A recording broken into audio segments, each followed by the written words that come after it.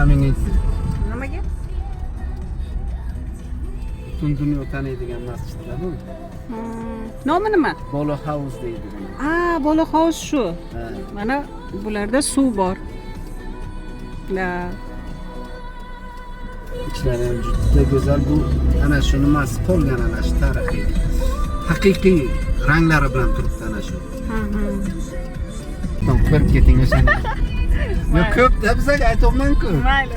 Chashmai Ayub. Siz kechasigacha yurasiz endi mana. Voy, bu ertak. Qarang, hurmatli yurtdoshlar. Qarang. Kim ko'rgan bunaqa joyni?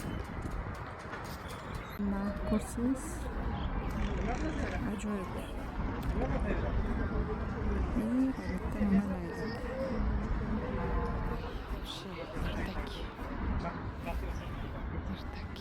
Hozir biz Chashmai Ayubga keldik. Aytishlaricha ichkarida quduq bor ekan, shu yerdan suv ichilarkan. Mana bu toshni qarang, hurmatli do'stlar. Qadimgi toshali Turkiyalarga borganingizda, tarixiy joylarga borsangiz, yerlarida shunday yotadi toshlar. Buni ko'ring. Oho. Bu 12-16 asrdagi majmua ekan. Boshqa gap yo'q. Bu Buxoroni mana voy.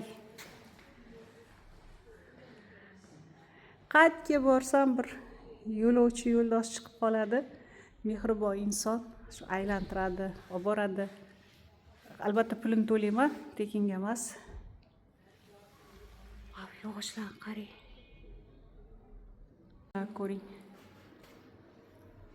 Wow. Teppa. Lekin salqin bo'ladi yozda. Betlar qarang, balandligi uchun. Mana bu eshikni ko'ring. Voy. Gap yo'q. Tuynik.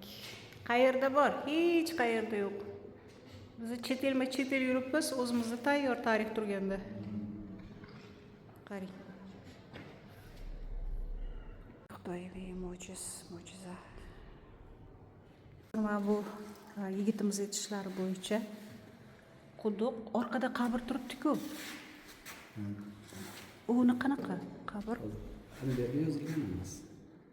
Buxoro Chashmai Ayub qabrlari. O'tgan paytiga ana shu yerga kelib dam olib o'tirgan bo'ladi. Shu yerda bitta quduq ko'rib qolib, shu yerdan bitta suv ichadi-da, charchoqlari chiqib ketadi. Bu aslida Qoraxoniylar davrida qurilgan aslida. Keyinchalik Amir Temur qaytadan obod qilganlar buni. Amir Temur bobomiz demak restavratsiya rekonstruksiya qilgan shu quduqni suvini chertib. Haqiqatdan quduqni suvi.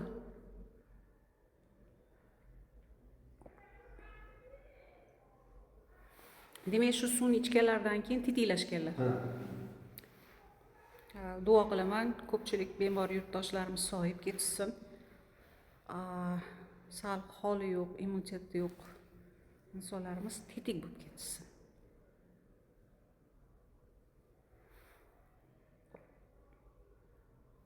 Arslonxonning farmoni bilan qabr ustiga chiroyli va muhabbatli maqbara bunyod etilgan bo'lib, quduq usti esa ayvon bilan yopilgan.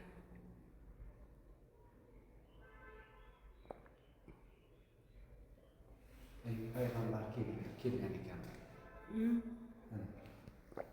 Judayam bir xislat qarang. Qancha zamonlarda ko'rgan. Mana yurtdoshlarimizga bu quduq tarixini qisqa o'sha siz aytgandek. Xo'p. Rivoyatlardan birida hikoya qilinishicha, Buxoro shahri hali qurilmagan bir zamonlarda bu yerga Ayub payg'ambar kelgan ekanlar. O'sha yili qurg'oqchilik bo'lib, suvsizlikdan qiynalib qolgan aholi Ayub payg'ambardan madad so'ratdi. Ulug' zot hassasini yerga sanchgan ekan, yerdan muzdek suv otilib chiqibdi. Shuning uchun ham bu yodgorlik Chashmai Ayub deb hanuzgacha nomlanib kelmoqda. Demak, Ayub payg'ambarimiz masjidga hassalari bilan urganlar. Ichkariga kirdim, yana qabr kim kelganini bilmayaptilar. Tak. tepadagi ajoyib haligi usmoniylarga o'xshagan ajoyib narsa.